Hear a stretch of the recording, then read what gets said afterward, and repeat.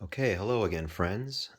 This is a video of a very special transmitter that I am putting up for sale. It is a Harris transmitter. Most of it is a naval set, Navy set. And you can see the Navy designation here, which is AN URT-23B V. It spent a lot of time. These radios were very popular on naval ships for quite a long time. In fact, there's a New Jersey, the USS New Jersey, I think is what it is, which is, I believe, docked in New Jersey as a museum ship. It had many of these, and a lot of the naval ships of the, I believe it's the late 70s to 80s, had these transmitters. I'm not going to go into a tremendous amount of detail of the construction, but it's got two drivers. I think they're 8122s, if memory serves correctly. Any one of those is able to produce a kilowatt. And then it's driving two 4CX 1500Bs, each of which is able to put out 1.5 kilowatts. So the output of this transmitter is 1.5, approximately 1.5 kilowatts. I think you can tune them up to about 2 kilowatts without a problem. And they just loaf. You can literally, without exaggeration, you can transmit key down all day long, 24/7, without even so much as a problem. That's what they were designed to do. That's why we have 4 or 5 kilowatts worth of tubes producing only about 1.5 kilowatts. So there's a lot of items that go along with this transmitter. So I'll start off. I should mention that this is located in New York. The zip code is 10510. Shipping this will not be possible. However, I can meet up with somebody somewhere in some parking lot midway between us, and deliver. I'm also going to Nearfest in October. I think it's towards the end of October, middle or end of October, in Deerfield, New Hampshire, where this could potentially be brought. So let's just go over the component units. All right, this is the RF-124 power supply. On the bottom, this takes 240 volts AC, single phase, and produces all the power, all the juice necessary.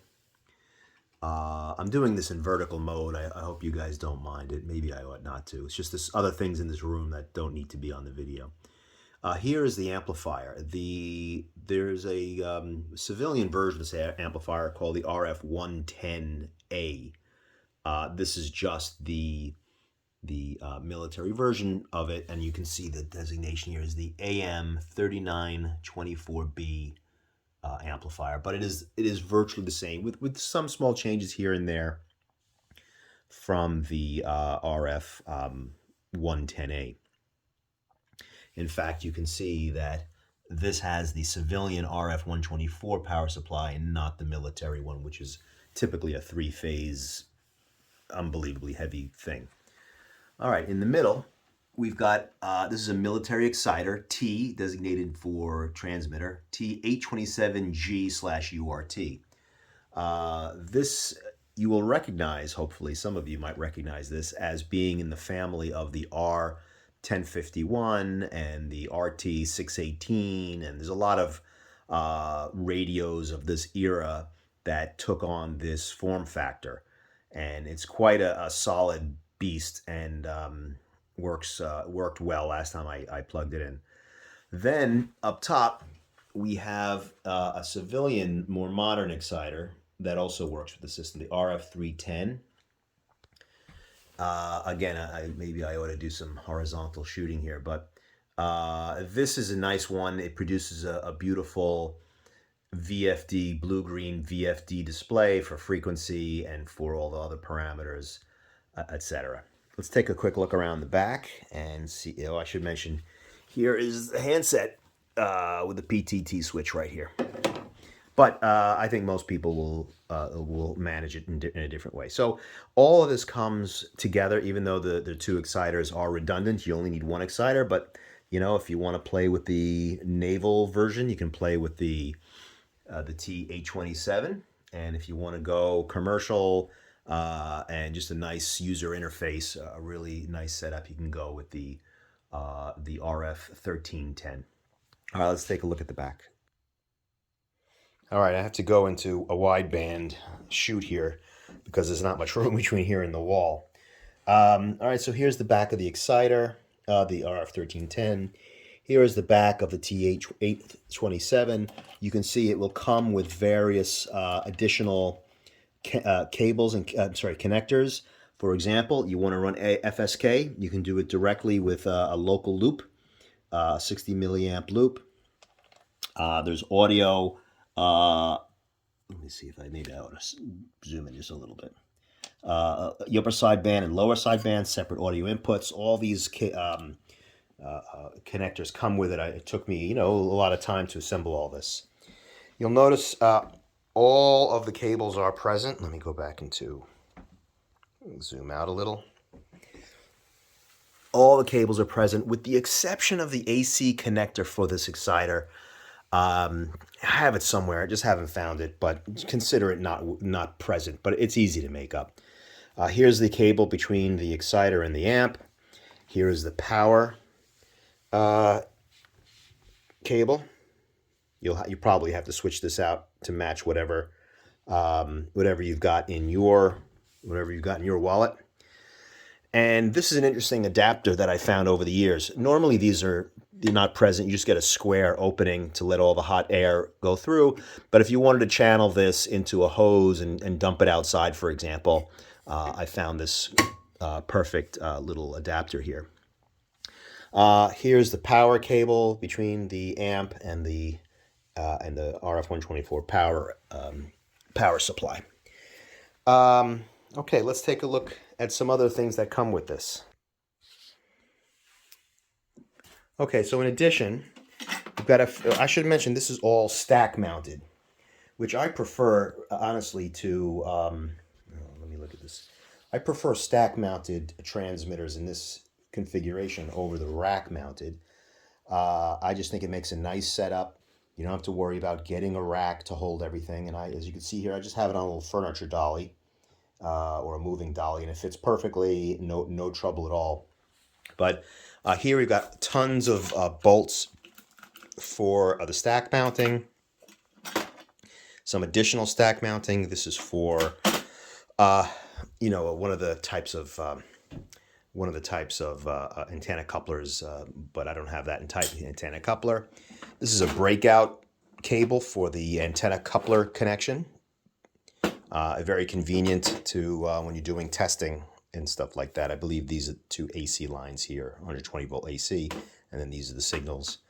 And we've got this interesting little audio interface from, this amplifier, this system, minus the exciter. This system was originally, it was purchased from Al, W8UT in North Carolina, New Bern, North Carolina. And you can look on his website. I will try to provide a link to the website down below for the work that he did and the repairs that he did. Now, I'll get into some of that stuff too. But he also created this little audio box. Fortunately, it doesn't fit quite in the box, but I don't think that would really be necessary. But here it is, and the details are on his website. Here we have a nice little holder. All right, well, my phone had crashed. And I looked at the video and I missed a few things. So today, this is the next day, I'll just go over the few things I missed, which I think are important to demonstrate. This is the big one. This is a custom-made wire, a cable that I made. Spent a lot of time and effort. It was a bear. As you can see, that, and look at this bad boy. I don't remember how many connectors are in this, but it's too many I don't even want to think about it. This is a long cable. I believe it's probably in the neighborhood of 10, maybe even 15 feet.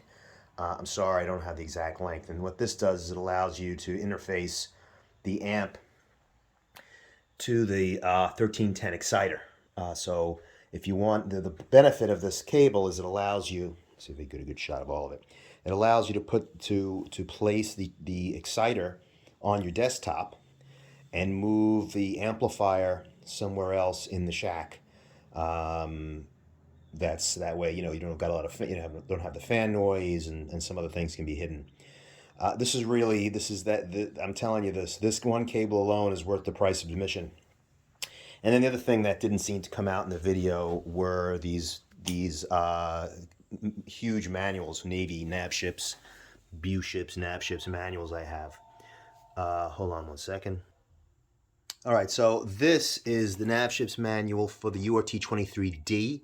Again, it's similar. There's some small changes here and there. Oftentimes, it's just which exciter is used or other small changes. And here it is for the 827B and E. We actually have the G, but again, I'm sure they're so similar it won't make a difference. But you know, every detail with tons of fold out diagrams. Let's see if I can get one of these diagrams to fold out. This is probably not even the best one to demonstrate, but as you can see here, lots and lots of fold out diagrams, exactly what you need. These Navy ships are really the gold standard when it comes to documentation. And the same thing for this. This is the big boy. Tons of things. Theory of operation, troubleshooting, flow diagrams, everything. And so yeah, this is just to complete the video. I wanted to add these items in there. Oh, it seems like my video stopped for some reason. Hope I'm not out of space. Okay, so this is the instruction manual. Here we have another instruction manual. This is shows the RF-112. This is the three-phase supply, most commonly found in the ships or other locations with three-phase. We don't have that supply, but again, all useful. You know, different. This is February '74. This is July of '85. They made these for a long time. And then here's another nav ships manual. This is for the plain vanilla URT-23. And again, between all of these, you'll be able to get this thing going. Now let's just talk about what that means to get this thing going. Let me move this to the side here. Okay. So I have not used this transmitter for over 10 years. I would say 15 would be my guess is how long it's been since I've used it. The 1310, I think I've probably used more frequently than the rest of these items because I've got other Harris equipment, you know, for example, there. But the fact of the matter is I cannot guarantee this stuff works. You're going to have to, you know, be capable of doing some troubleshooting if necessary and some other things. One important thing I want to point out. So you see that this space in here, that is for a fan. The original fan in these things were notorious for being very loud. And what Al W8UT did was create this very clever, I don't know if you can see it here, a mounting bracket. That you see that silver, that aluminum bracket, that interfaces for this fan. And then you need to just, you know, connect some AC in here. Lots of ways to do that. And what he did is, so he removed the original fan, which actually, believe it or not, operated at 11,000 RPMs. So it really was a screamer. This thing is much more reasonable. And he even made some modifications to the vane. I don't know if you could see it in there. See that little piece of, I guess it's cardboard or silver. I'm not sure what. So that the direction of the air would trigger the vane and have the interlock complete, so the system would run. It doesn't run if there's not enough air flowing. Anyway, he did all this, and he did a very good job. And when I used to use this, it just worked fine. It was much quieter. Now, this with this fan, you probably will not want to be able to run this thing 24 hours a day. But in amateur ICAS, which is intermediate, no, what is the word? It's not continuous service. Right, I forget what it stands for, but it's amateur service. It would be absolutely fine. One other real treat to show you here that comes with this setup. Hold on, I forgot to show you about that. Okay, the other treat, the special treat that comes with this whole setup is this RF-127-02 antenna coupler. I'll give you a little explanation about this, but it is a beautiful, really attractive antenna coupler, much in the same way you might have in the commercial world, like the SGC or ICOM world or Kenwood world. You might have a tuner sitting in the shack. Now, of course, it's not as useful as having the coupler out by the antenna, but these things work. We all have the MFJ tuner sitting on our table. Not as efficient, but certainly works. This works on a very similar principle. What else comes with it? The uber rare RF-127 manual, the instruction manual, with all the details. And this is a cable, which is a C-type connector to a PL 259 connector. I'll show you why.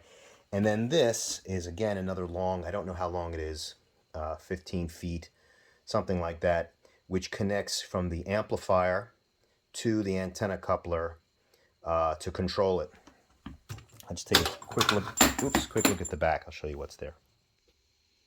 All right, not a lot of space in here, but the in port, coax port, and the out coax port are C connectors.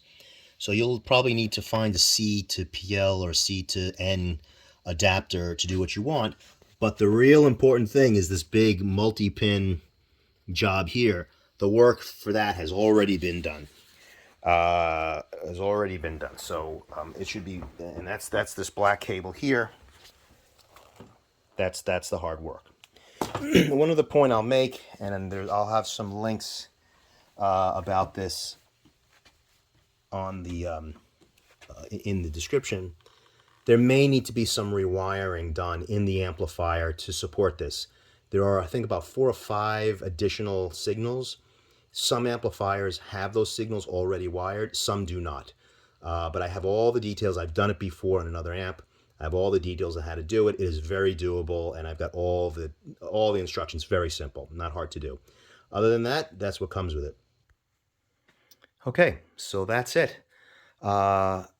If you're interested in this and you live in the New York or Northeast or mid-Atlantic states and you're willing to do some driving to pick it up, you can contact me, w2hx@w2hx.com, or leave a comment down below. Preferably send me an email. I don't always read the comments. So that's it. Enjoy, and it was nice chatting with you tonight. Thank you.